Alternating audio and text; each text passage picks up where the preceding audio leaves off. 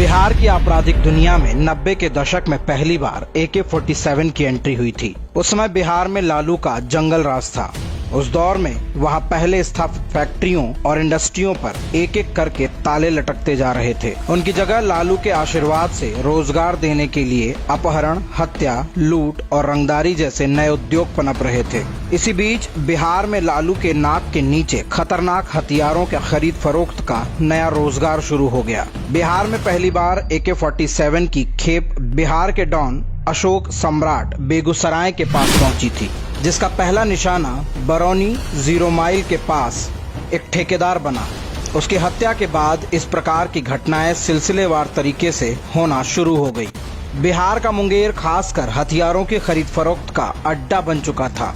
यही नहीं, बिहार में कश्मीर से सेब की पेटियों में छिपाकर भी कश्मीरी आतंकवादियों की भी AK-47 लाई जाती थी, जिसमें बिहार के कई बाहुबलियों समेत यूपी के भी कुछ नेताओं का हिस्सा होता था।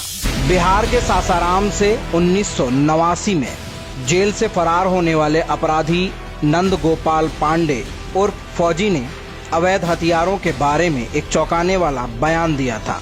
उसके मुताबिक कश्मीर के एक गांव से आई AK-47 की खेप में से शहाबुद्दीन ने 8 से 10, रांची के अनिल शर्मा ने 4 और बनारस के कांग्रेस विधायक और प्रधानमंत्री नरेंद्र मोदी के खिलाफ चुनाव लड़ने वाले अजय राय ने 4 AK-47 राइफल ली थी।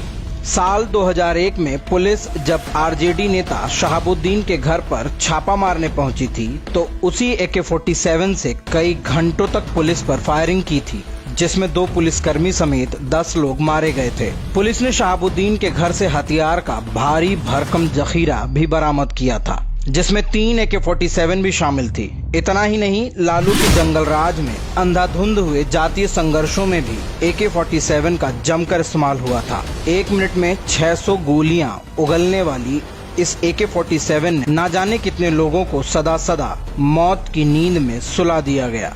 अपराध की दुनिया में ऐसी बानगी शायद ही कभी पहले देखने को मिली थी। अमर उजाला की एक खबर की माने 1990 से 2000 तक के बीच हुई आपराधिक घटनाओं में से 25% में AK-47 का इस्तेमाल किया गया था। लालू यादव चाहे जितना अपने सियासी रुतबे दिखाए, लेकिन 90 के दशक में AK-47 का बिहार में आना आज भी लालू यादव के मुंह पर धब्बा और माथे पर कलंक है।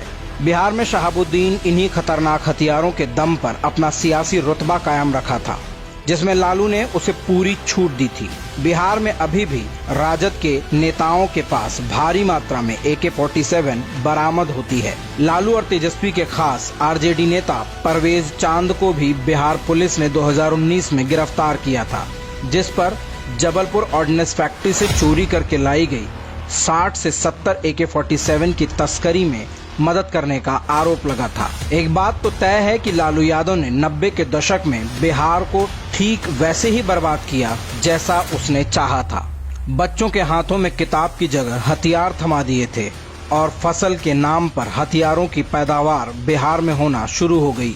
बिहार की दशा और दुर्दशा के लिए जिम्मेदार शख्स का नाम है लालू यादव, जिसने सियासी रुतबे को कायम रखने और अपनी सनक और सत्ता की हनक को बरकरार रखने के लिए बिहार की ऐसी बर्बादी करवाई।